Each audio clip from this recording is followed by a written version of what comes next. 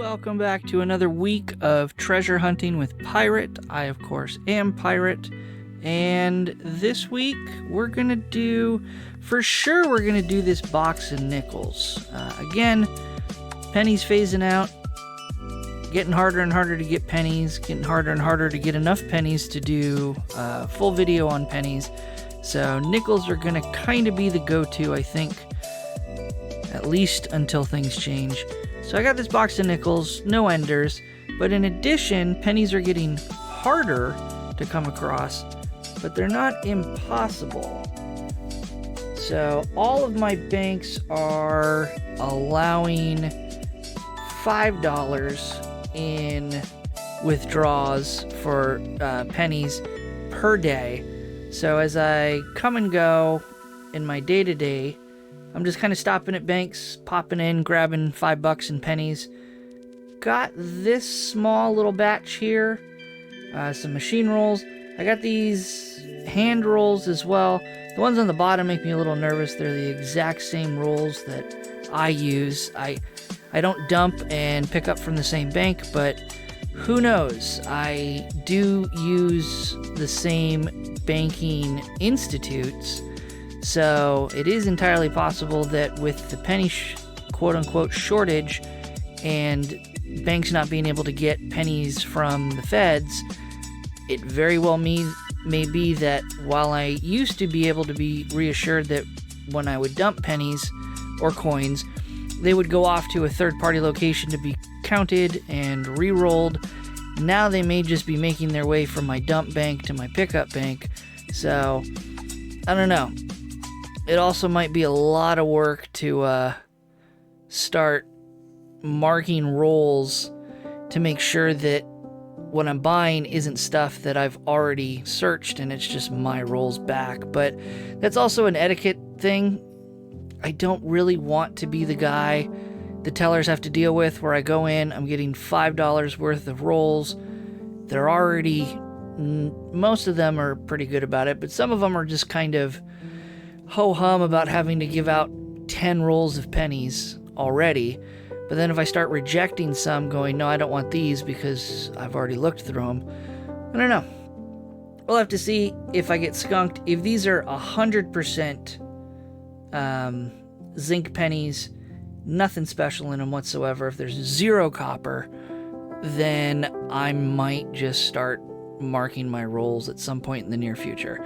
I also may not get to these pennies on this video. These are my backup that I picked up for this video for the week. If I get completely skunked on my nickels, then we're going to open some penny rolls. And lastly, was visiting the parents last weekend, and my dad, who doesn't really understand what coin roll hunting is, but always has supported hobbies. He pulled pennies out of his pocket change, threw them in a bag, and said, here, hopefully you find something worth some money. So probably not going to find any wheat pennies, certainly not going to find any Indian head pennies in there. It's going to be for copper, but we'll look through and see what we can find and calculate the results. Again, if I get skunked on the nickels, I've got pennies as backups. We'll see what happens. Stay tuned. Well, never judge a box by its cover. I didn't have good vibes off of this box, and happy to report I was absolutely wrong with my initial thoughts. So, with nickels, I save everything 1955 and older just to hoard them. Found a handful of 1955s and olders. We'll skip showcasing the 1955 to 1950. Those are pretty common, but 1949 and older, pretty rare to find in circulation, I find. So we'll just quickly showcase those before we get to the really good finds from this box, so stick around. So what I have pulled up to start with is the 1949. It's going to be a Philadelphia. A lot of Philadelphias. I looked up the mint numbers for these older coins, and Philadelphia absolutely minted far more nickels than the Denver Mint. So another 1949. I'll show the reverse real quick. You know, these are in great shape. The mintage also for nickels post World War II is pretty high. 1947. I would imagine because of the silver content, those got pretty much hoarded, and the mint would need to make up those numbers. That one's absolutely, it's not a distortion from the microscope camera. Absolutely worn throughout all the lettering. But we'll still hold on to it. We'll rescue it. This is going to be a 1947. I really like this one. Just a unique coloration. Again, not a distortion. Let me try to turn the light down. It's a little better with the light. But it's absolutely gorgeously toned throughout along here. Very nice, evenly worn. It looks even better under the microscope than it does to the naked eye, with the jawline there and the face there, but absolutely gorgeous. The reverse, not so much. I mean, you got some shading.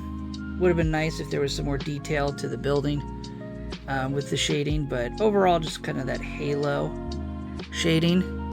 Really pretty coin. 1946. Really super worn. Nothing super unique about this 46. But it's old, so we'll save it.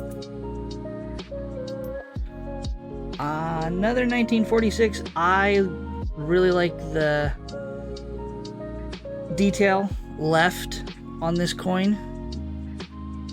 It doesn't quite have the same shading as the 1947 we looked at a moment ago, but it just is it's got some great detail to the face, to the jaw. Not so much the hair, but that's usually the first to get worn down on a Jefferson nickel. And you actually can see some of the pillars in the building there. Again, just a nice looking coin. This one is just fun. Look at that antique coloring to it. 1946, Philadelphia. Again, just really gorgeous. I really like coins when they come out like this, when they have this absolutely worn luster to it. Really just adds to how the coin looks, and it looks really good under the microscope. And the reverse, look at the detail on the building. You can see definition of the pillars, you can see definitions of the sections of the building. It's too bad there's that little bit of a coloration there, but just absolutely tone-wise is gorgeous. It's one of the favorites from the box. And we still have more from the 40s. 1940, this one's just kind of garbage, but again, it's an old coin. We'll save it from the horrors of circulation. Keep it in our collection. This 1940, way better. Look, I mean, I'll turn down the light just so that we can get the definition, but I gotta turn down the light because it's so shiny. Super shiny for a circulated coin. Take a look at the reverse here. Not such a good reverse. Not super detailed. See a little bit of the definition of the sections of the front of the building, but not the greatest, but front, absolutely great. And then just, again, another clean 1940 Philadelphia. Tried to put these in order from youngest to oldest and best condition to worst. It's going to be a tie. And then the last old coin before we get to the real good finds. Look at this beat up 1939 Philadelphia. Looks like he's got the pox, or he's a leper with all this discoloration. Cool looking coin. Super beat up. But again, we'll take it. Take one more look at my favorites from this one. Absolutely gorgeous. I'm gonna say this is my second favorite coin. Turn the light up a little bit more for this one. It's not so shiny. It's just toned. This will be my second favorite nickel from the box. Again, just absolutely in love with how detailed the reverse is. Not washed out at all. Really wish there wasn't that. That's the only flaw, is that little bit of a speck right there. But we'll hold on to that one. So the absolute two best finds, we actually found silver.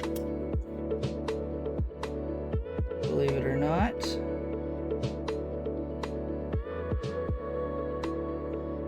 A wartime nickel. Super worn. It looks way better on the microscope than it does to the naked eye. The silver coins absolutely just get, the silver nickels just absolutely get tarnished. But it's going to be a 1943 Philadelphia. And looking in my little cheat book, there's a couple different varieties. I mean, just a basic glance, there's going to be a couple varieties and strike errors for the 43. I'm going to cut the video and scroll on up so we can get a closer look for those two, so just give me one moment. So the first error, if I can pull it up, is a doubling of the eyes. It would appear the doubling kind of looks like he would have had an extra set of eyes further down his cheek, underneath his eyes. I don't see it here. And then the other error, let's see if I can rotate it, is going to be where the 3 in 1943 was stamped over a 2 by mistake. So they were using the 1942 dies and then realized their mistake, and so they started just punching 3s on top of them. Doesn't look like we got either variety with this particular find, but again, it's silver. That's always fun. It's not my main goal when looking for coins in circulation when I'm coin roll hunting, but it's always good to find silver. Just a fun find. I'm gonna jump the video one more time, pull it back out, and we'll take a look at the final big score of the box. And so the last coin of the box, the last big find, so you would think my favorite finds in nickels would be buffalo nickels, of course. Varieties are always fun. Wartime nickels are always fun for the silver. But how about a proof? Those are always a lot of fun to find too. Those coins that just were never meant to go into circulation, and somehow, somewhere, someone cracked open a collector's set and pulled it out, spent it, cashed it in. Who knows what happened? It's a 1982 S San Francisco proof. I tried adjusting the light just to set it up, but I mean, it's a proof, so it's super shiny. We'll kind of go through, that's the light all the way off, and then as you kind of turn the light all the way up, it's that mirror background just reflects the light so much.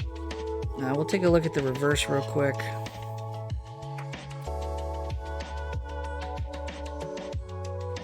Real nice, and I'll play with the light a little bit to get some different images for it, but super detailed.